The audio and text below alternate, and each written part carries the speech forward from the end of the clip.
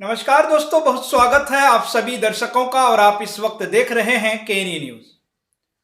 दोस्तों, उत्तर प्रदेश के कैरेना से समाजवादी पार्टी की सांसद इकरा हसन इस वक्त ठीक वैसे ही स्थिति में है। वो एक अलग तरह की बेचैनी महसूस कर रही हैं। उस बेचैनी के लिए इकरा हसन पूरी तरीके से मुख्यमंत्री योगी आदित्यनाथ को जिम्मेदार ठहरा रही हैं। एक ऐसी घटना जिसे मुख्यमंत्री योगी आदित्यनाथ और उनकी सरकार के साथी उनके मातहत अपने तरीके से जस्टिफाई कर रहे हैं।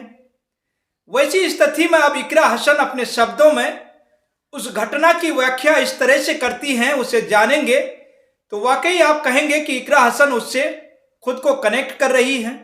दोस्तों, इकरा हसन ने क्या कुछ कहा है, जरा सुनिए। बहुत ही अफसोसजनक घटना है। इस तरीके से किसी लोकतंत्र में नहीं होना चाहिए। और आज हम संविधान दिवस मना रहे हैं और दूसरी तरफ हमारे प्रदेश की सरकार है, वो रोजाना संविधान की धज्जियां उड़ाती है। और सीधा सीधा जिस तरीके से 5 लोगों की हत्या अब तक हो चुकी है गोली मारकर, तो क्या मेरे समझ में कहाँ हमारा देश जा रहा है, कहाँ भाजपा हमारे देश को लेके जा रही है। बहुत मन दुखी है इस बात से। पुलिस ने 1000 से ज्यादा लोगों पे केस दर्ज किया है, सांसद पे भी केस दर्ज किया है, तो इस बारे में देखिए, पूरी जो घटना हुई थी, कोर्ट का एक आदेश था, आदेश के आधार पर सर्वे हुआ। सर्वे एक बार हो चुका था, शांतिप्रिय तरीके से हो चुका था, लेकिन वो वहां के नेताओं को, उत्तर प्रदेश की जो सरकार है, उन्हें पची नहीं वो बात। दोबारा सर्वे की टीम भेजी गई, जिसके साथ में फिर नारे वाले लोग गए, जिन्होंने हर तरह के नारे लगाकर वहां पर माहौल बिगाड़ना चाहा। उसके बदल में कुछ लोगों ने वहां विरोध प्रदर्शन किया, और ये विरोध भी हमें संविधान से ही मिलता है, विरोध करने का अधिकार। लेकिन उसके बाद प्रशासन ने जिस तरीके से कार्रवाई करी है, तो बहुत ही शर्म की बात है। और ऐसे हर अधिकारी पर भी कार्रवाई होनी चाहिए जिसका इसमें षड्यंत्र में हाथ। दोस्तों, जब कोई शोक का लहर आता है या जब कोई गम का पल होता है तो शुभ चिंतक होते हैं, जिसको किसी का फिक्र होती है, वो उत्सव नहीं मनाते, खुद को दूसरों से दूर कर लेते हैं। अब दोस्तों, कहीं ना कहीं इसके लिए इकरा हसन सीएम योगी को जिम्मेदार बता रही हैं।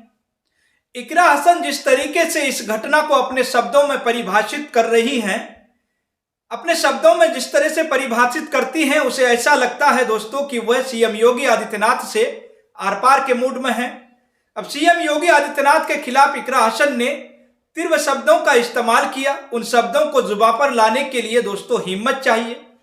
अब शायद यह हिम्मत इकरा हसन को अपने नेता अखिलेश यादव से मिली है।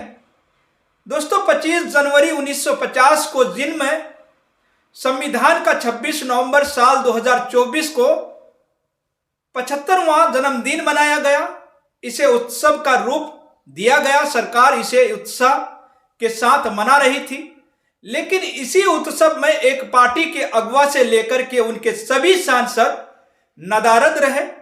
पुरानी संसद के सेंट्रल हॉल में जिस संविधान की शपथ दिलाई गई, दोस्तों, उस शपथ को जरा देखिए। हम भारत के लोग, भारत को एक संपूर्ण प्रभुत्व संपन्न समाजवादी